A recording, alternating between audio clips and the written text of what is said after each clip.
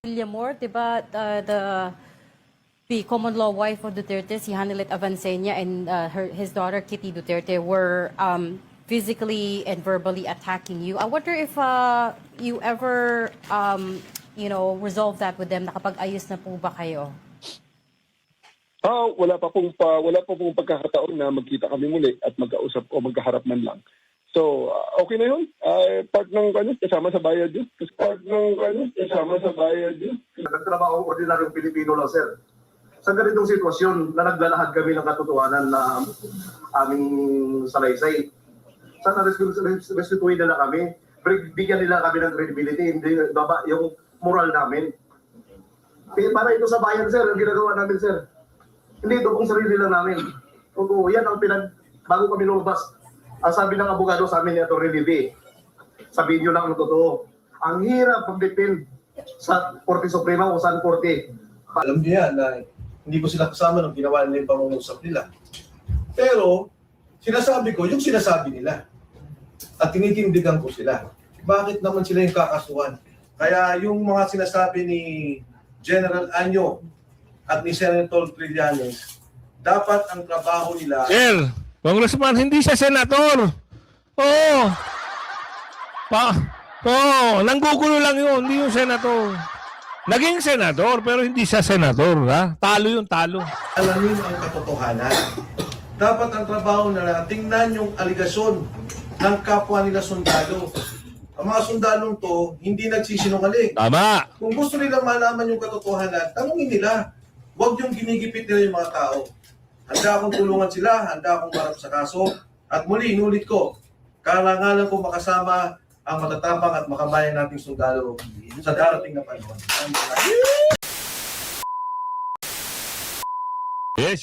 Magandang hapon muli sa ating mga kasama. Nandito na naman si Kuya Goods nagbabalik. At syempre, kung hindi ka pa nakasubscribe, pasubscribe na lang po at hit mo na rin yung bell para lagi kang updated sa ating mga video. At syempre, kung bago ka pa lang sa aking channel, ayan, mag-subscribe ka at meron dyan join button. Ang hiling ko lang, bago tayo magsimula, isang like at damihan nyo ng comment. AFP kay Bibi Sara na sumuporta. Hindi natin alam kung ano yung mga pag-uusap dito, kung talagang bumaliktad na ba yung AFP, alamin natin. At Ka-Eric sumuko na sa CIDG. Ito ay patungkol sa kasong inciting. Depensor handang harapin ang mga kasong isinimpa ni Anyo at ni Trililing. Pansinin nyo, itong si Anyo, di ba dati solid to kay Tatay Digong. Ngayon, hindi mo na alam yung kalakaran ng mama. Bakit? Alam na this! Magkano? Yan ang tanong ng taong bayan. Magkano? Tsaka yan ay kasama di umano doon sa group effort. Hindi naman tinatarget ang kritiko ng Duterte. Admin, 18 Marines. Ano kaya yung mga katanungan natin at katanungan nyo na dapat nyong itanong na? Ano ba talaga ang gusto nila sa Pilipinas? Lalong-lalo na itong mga panggulo, itong mga durobo. Ano ba gusto nyo sa Pilipinas? Noong nakaraan, 2025, ang utang ng Pilipinas ay 15 or 16 trillion. Ngayon ho, lumobo na ng 18 trillion. Diyos mio, Marimar. Ang sakit nyo sa banks. Tumakbo lang kayo, nangako kayo sa taong bayan, yung mga sinungalingan yung pangako, ngayon, nilubog nyo pa. Nilubog nyo pa ng gusto ang bansang Pilipinas. Nakakagigil kayo. Sana hindi kayo tularan ng mga susunod pang mga presidente. Simulan natin dito. Pambihira kung sino pa ang naglabas ng mga ebidensya ng korupsyon ay sila pa ang iimbestigahan ayon kay NBI Director Attorney Melvin Matibag. Iniimbestigahan na ng National Bureau of Investigation ang notaryo na nagpatibay sa joint affidavit ng 18 nagpakilalang dating sundalo na naglabas. Ganyan ho ang panahon ngayon. Kung sino ang nagbubulgar ng mga katiwalian, sila pa ang imbestigahan. Samantalang Halata na, kitang-kita na. At may ebidensya ang mali-maleta. Hindi man lang mapatawag sa Blue Ribbon. Hindi man lang sila pinatawag sa NBI. Bakit sila ganun? Unfair, di ba? Masyado na lang ginigipit yung mga testigo. Masyado na lang ginigipit itong mga nagsasabi ng totoo. At yung mga kumakaban sa kaban ng bayan, tuwan-tuwa. Bakit? Kakampi na lahat eh. Di ba?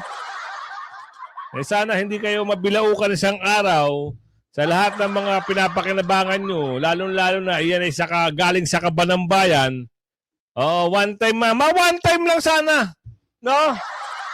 Mabilaukan, na. Masarap kaya magnakaw. Masarap kaya magtrabaho at sumunod sa amo. Para kayong mga asong merong tali sa liig na sunod-sunuran. Grabe sila, no? Grabe kayo. Hindi man lang mapatawag si Balulong. Yung flood control, natabunan na. Yung ICI, ginawan lang ng kwento. Pagkatapos, eto na, may lumalabas na mga testigo, sila pa mag-iimbestigahan. Ng mabibigat na aligasyon kaugnay ng umano'y mali-maletang pera na iniuugnay sa ilang matataas na opisyal ng pamahalaan. Kabilang sa mga nadawit sa naturang affidavit ang Pangulong Ferdinand Marcos Jr. Yan na naman siya ring talaga nagtalaga kay Matibag bilang direktor ng NBI.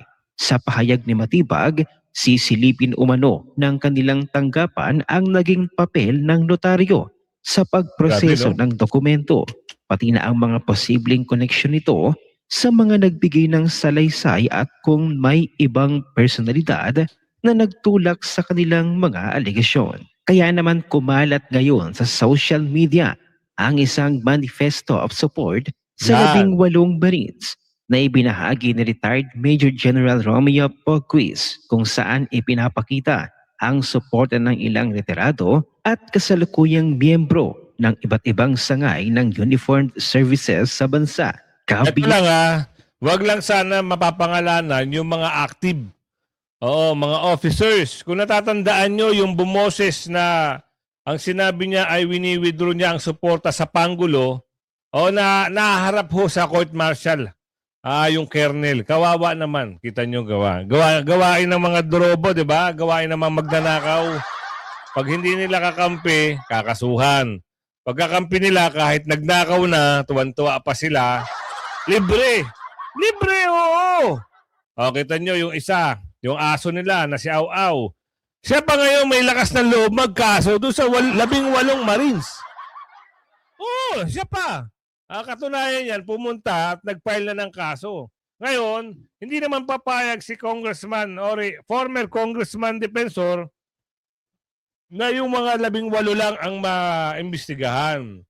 Siyempre, kasama rin siya. Siyempre, siya yung mga tinuturong kasama at nagpahiram ng mga sasakyan. Kailangan na maiwanan niya sa area. Di ba? Ganun lang yun. Kaya susuportahan niya yan. Gusto niyo makita kung sino yung haharap. Dito, Defensor handang harapin ang mga kasong sinampan ni Anyo at Trillanes. Saan kaugnay ito? Alam niyo naman kung saan kaugnay ito. Alamin natin. Nag-file din si Senator Trillanes. Hindi siya senator, boss. Hindi siya senator. Nanggugulo lang yun, sabi ni Aling Ledesma. Hindi siya senator. Talo yun, talo. Hindi nga nanalo sa kalokohan yun eh. Di ba? Tuloy. Kahapon nata si General Anyo ng kaso na kasama si Attorney Baligod, kasama si ako, Mike Defensor, at saka si, if I'm not mistaken, si Cathy Binag at saka si Lorraine Badoy. Ako, personally, isang karangalan na makasama ako nitong mga kasama nating sundalo. Yan. Isang malaking karangalan na mapasama sa kaso, nakasama sila. Yung sinasabi ng mga taong to ay katotohanan. Tumutulong ako sa kanila dahil ayoko mangyari nung nangyari kay Sergeant Cotesa. Talagang ginipit, inipit, itinago. Nandito ko para ipakita yung tulong sa kanila noong paman, nung sila ay lumabas sa Club Filipino. Kaya yung mga sinasabi ni General Anyo at ni Senator Trillanes, dapat ang trabaho nila alamin ang katotohanan. Dapat ang trabaho nila tingnan yung aligasyon ng kapwa nila sundalo. Ang mga sundalong to, hindi nagsisinungaling. Kung gusto nilang malaman yung katotohanan, tanungin nila. Huwag yung ginigipit nila yung mga tao. Tama. Handa akong tulungan sila, handa akong marap sa kaso. At muli, inulit ko, karangalan ko makasama ang matatapang at makabayan nating sundalo. Yon, the Sa best. darating na panahon. Maraming salamat.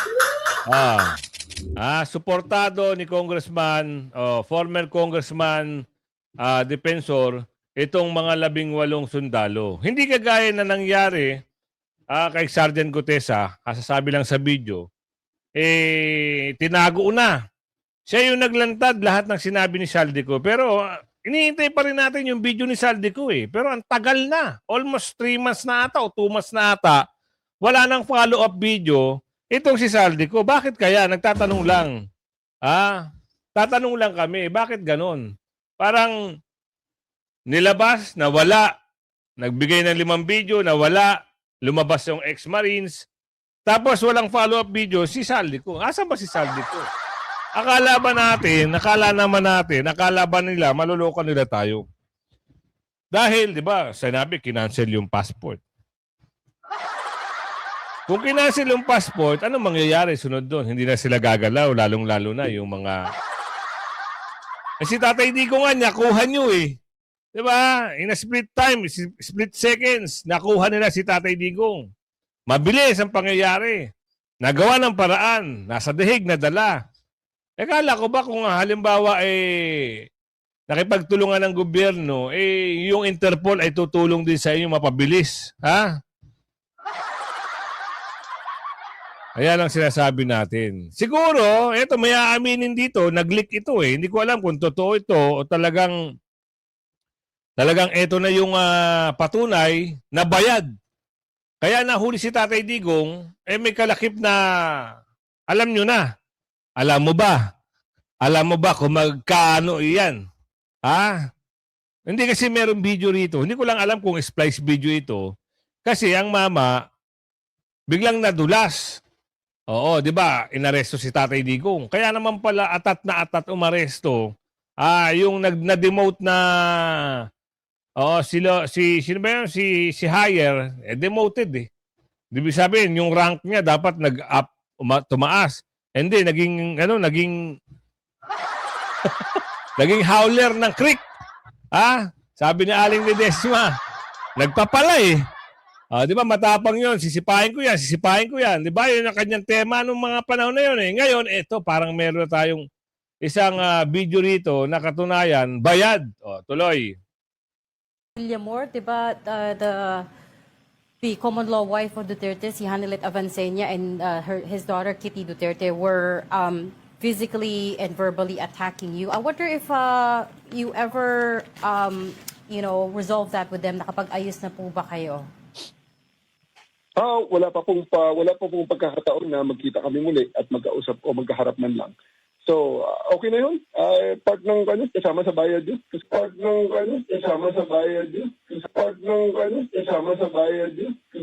Salamat, sir. Hindi natin alam kung yung video na yan splice video o edited video, pero yung pronouncement tsaka boses ng mama. Kasama daw sa bayad yun. Ito yung mga tao na talagang hindi natin alam kung ibabalik tanaw mo, itong pangalawang video na to, ibabalik tanaw mo, ito ay Maka Duterte. Siguro, nabigyan ng pagkakataon, mabigyan ng halaga yung kanyang serbisyo. Alam nyo ba, yung terminology na halaga ang kanyang serbisyo, bumaliktad agad. Siya ngayon ang tinatawag na under.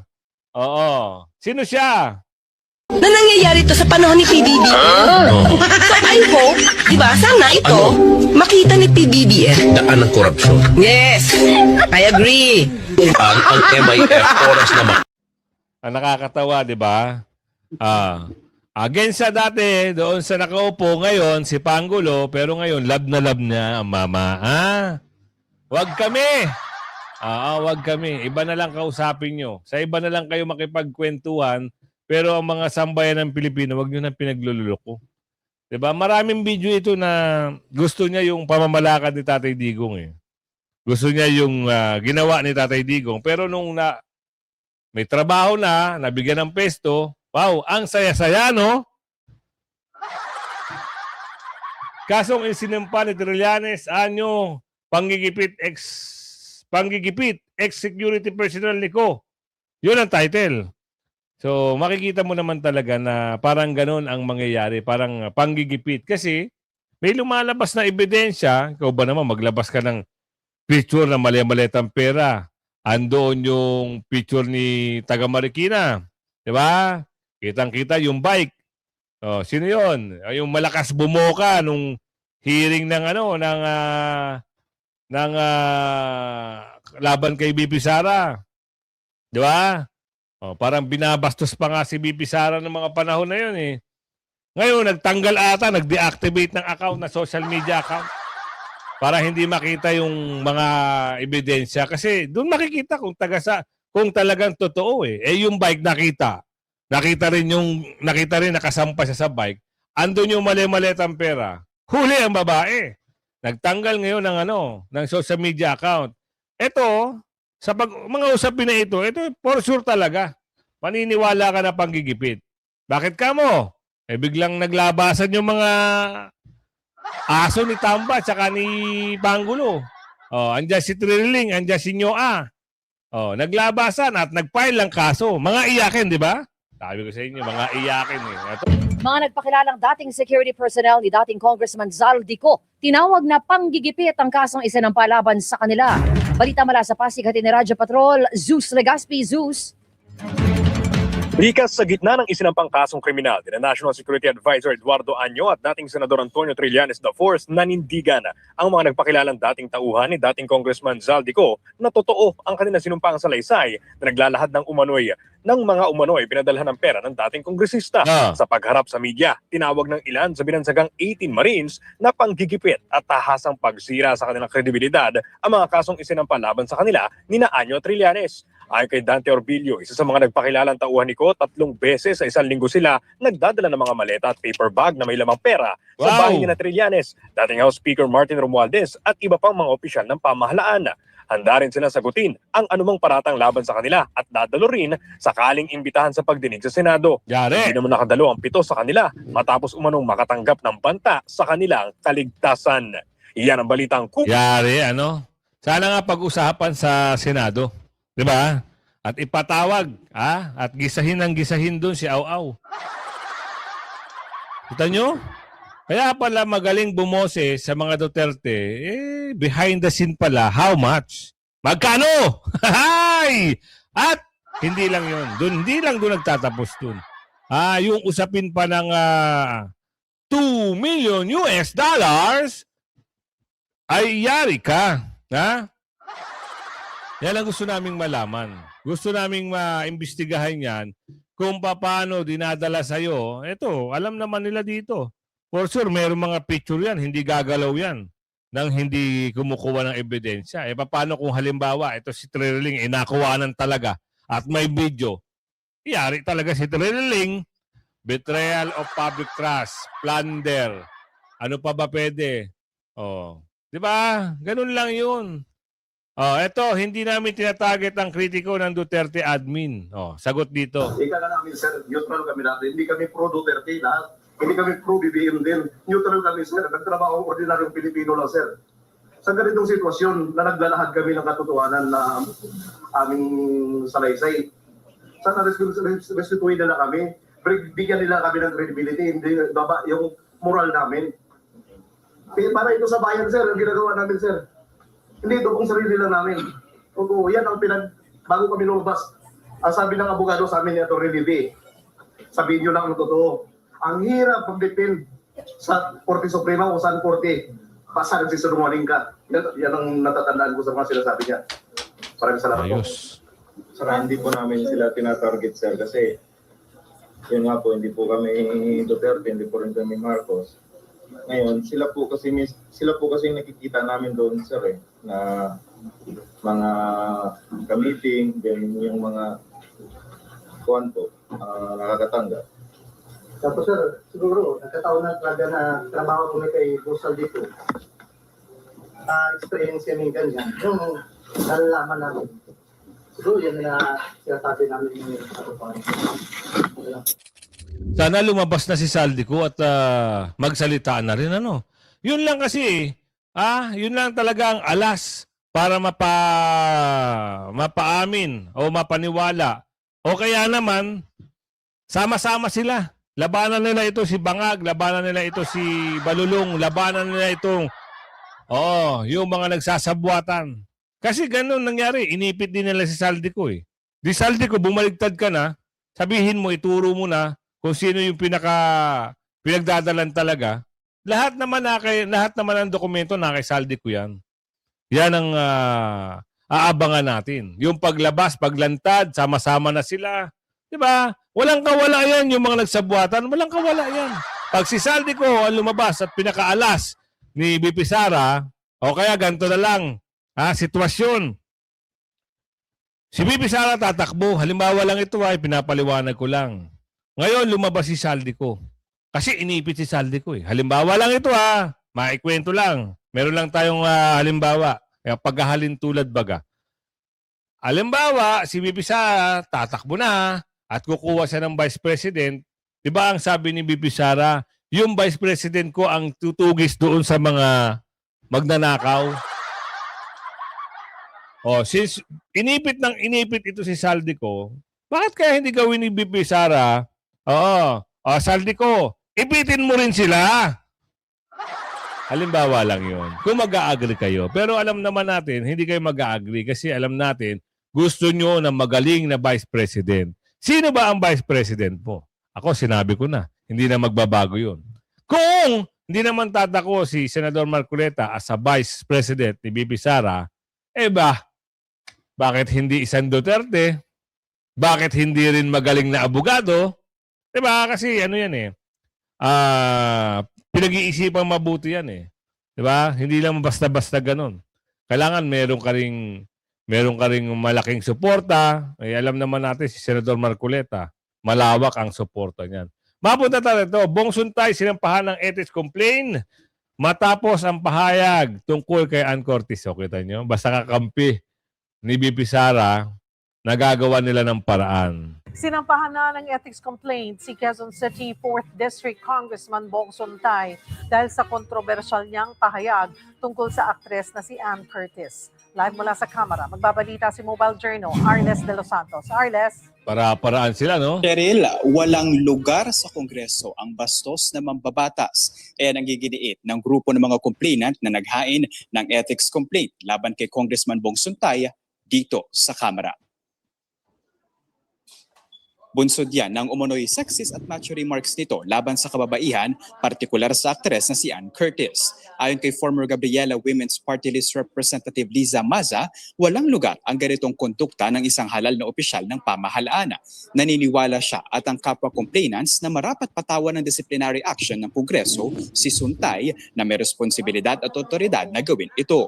Nilabag umano ni Suntay ang Magna Carta for Women na nagtatakda sa pamahalaan na may pangunahing responsibilidad sa pagtataguyod at pangangalaga sa pantay na karapatan ng kababaihan.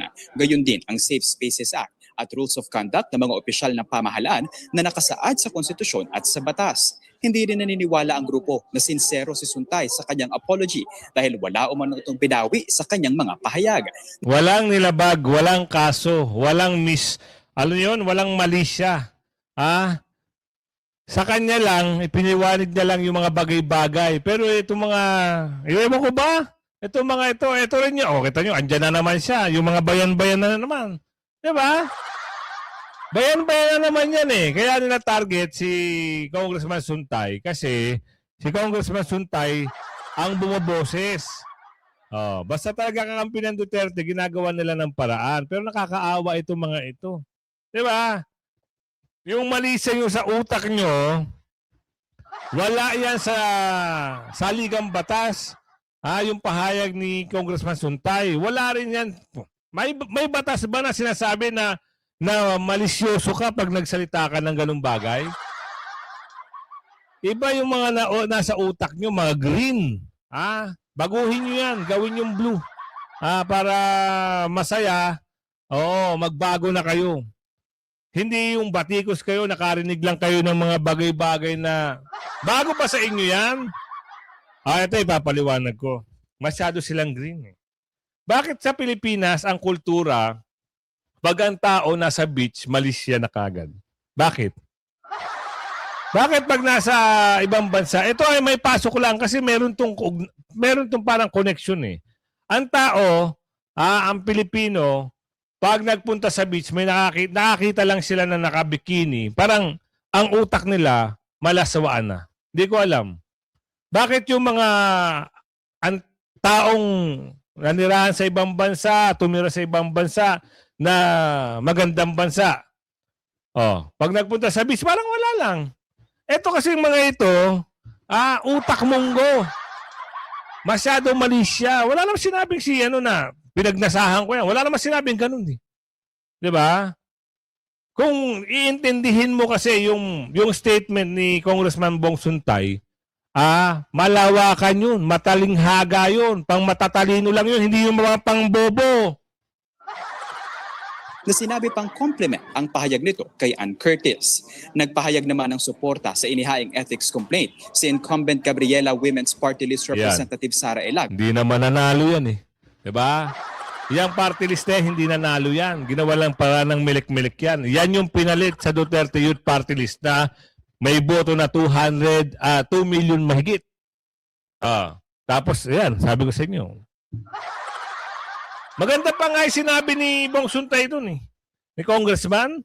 Compliment pa yun kay Ann Curtis. Bakit?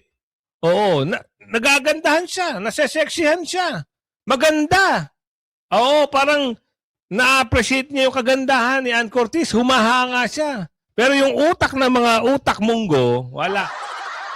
Wala ka talagang mapapala. Puros pambabatikos, imbis na trabaho ang nasa isip nyo. Ito na naman sila. Andyan, magpapile ng ethics complaint. Imbis na gagawa sila. Ito, may pondo ito.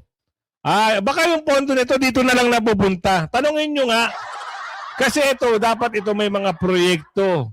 Mayroong programa na itutulong sa mamamayang Pilipino kagaya ng ito. Explain lang pagbibigay ng guarantee letter sa mga medical and burial and hospital bill. Dapat meron silang inaambag. Nagtatanong lang kami, hindi namin kayo kinikritiko. Dapat nandun kayo sa opisina nyo at gumagawa ng magandang plano, gumagawa ng hindi, nandito. Ayan, nagsampa na naman. Napag-usapan na naman sila. Di ba? Ngayon, Attorney Harold Respicio and Mike Defensor. Naku, eto na. Dito ako hanga kay Attorney Harold eh. Attorney Harold, ano ang pwede nating malaman ngayon? Boy Mike Defensor, kinasuhan ni Trillanes kasama ng 18 Marines. What? Ano ba yung katotohanan doon sa sinabi? Si Saldico nagsalita. Sabi nila si Saldico magnanakaw. May kaso sila. Mga kasamahan ni Saldico to eh. Tama.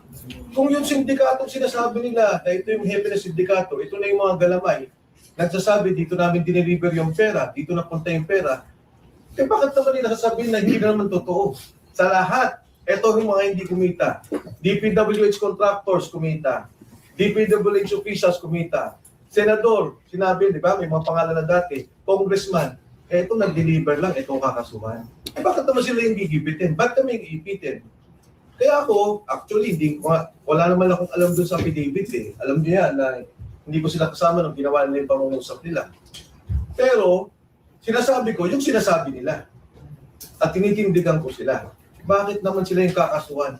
Kaya yung mga sinasabi ni General Anyo at ni Senator Trillanes, dapat ang trabaho nila... Sir, Congressman, hindi siya senator. Oo. Nanggugulo lang yun, hindi yung senator. Naging senador, pero hindi siya senador, ha? Talo yung talo. Alamin ang katotohanan. Dapat ang trabaho nila, tingnan yung aligasyon ng kapwa nila sundalo. Ang mga sundalong to, hindi nagsisinungaling. Tama. Kung gusto nila malaman yung katotohanan, tanungin nila. Huwag yung ginigipit nila yung mga tao. Handa akong tulungan sila, handa akong marap sa kaso. At muli, inulit ko, karangalan ko makasama ang matatapang at makabayan nating sundalo sa darating na panahon. Totoo lang, yung mga nagkakaso ay wala kasing naibalik na katotohanan. Yan. Kapag tinamaan ka ng katotohanan at wala ka ng balang natitira at nasa sa iyo ang kapangyarihan, ang ginagawa mo ay magkakaso ka. Para sila ay patahimikin, iharap sila dahil masakit rin naman talaga sa ulo na magbayad ng abogado at mag-attend sa hearing at in jeopardy ka na makulong. At lalo na't nababayaran mo rin, pati yung nagdi-dispense ng justice. Magbabayad ka pa ng piyansa at pwede kang makulong ng mahabang panahon sa uli. Kaya lahat ng pang-abuso ay ginagawa nila. Pero hindi dapat mawala ang ating pagtingin doon sa final prize. And the final prize is yung freedom natin. Maging malaya tayo sa mga kalokohan at pagnanakaw ng ating administrasyon. Ang ginagawa natin ngayon ay malaking sakripisyo, pero sulit po ang lahat ng ito hanggang makamit natin ang kalayaan sa ating bansa. Maraming salamat, Attorney Harold Respecio, Vice Mayor ng Maria Mercedes Isabela. Reyna Mercedes. Reyna Mercedes. Mabuhay po kayo. Yeah, baby. Huwag daw magpa-manipula. Kung merong mga magmamanipula, alam mo mas may kakayahan silang magmanipula dahil ang dami nilang pera. Yung mga 18 Marines na yan, kung totoong ginagamit sila at binabayaran sila, tapatan mo na lang kaya para tumahimik sila kung totoo yun. Pero hindi mo magawa, hindi ba? Walang ibang bagay na nagmo-motivate sa kanila kundi ang kanilang nais lamang na maglahad ng katotohanan. At yan ay hindi mo mabibili. Pero anong motibasyon ng palasyo, ng administrasyon, para pagtakpan ang ginawa nilang kalokohan at pagnanakaw ng kabang-kabang pera ng ating bansa? Yan ang tama yung lahat na sinabi nito ni Vice Mayor Attorney Harold Respicio. 'Di ba? Kung halimbawa, umiingay lang itong 18 Marines, ditapatan mo kung totoo nga. Eh wala silang ganun eh. 'Di ba? Ito pumunta ito yung 18 Marines na 'yan para sa bayan. Hindi nila maatim, hindi nila masikmura na tayo mga Pilipino nagbabayad ng tax pero sila nagpapakasasa sa napaka-bilyon, trilyon na pera. Ha? Pinagpapaikot-ikot lang nila sa kanilang mga aso, mga may tali sa liig, ganyan, mga taga-kamara. Dahil masarap kumita ng pera, 'di ba? Masarap kumita ng pera na hindi pinaghirapan. Yan ang tema. Kaya kung umabot sa video na ito, huwag mo kalimutan ha. Mag-like, share, subscribe at hit mo na yung notification bell. At sabihin mo kung saan lugar ka para alam natin kung saan na ito, ha? Shoutout sa'yo ng bonggang-bongga. Bye-bye!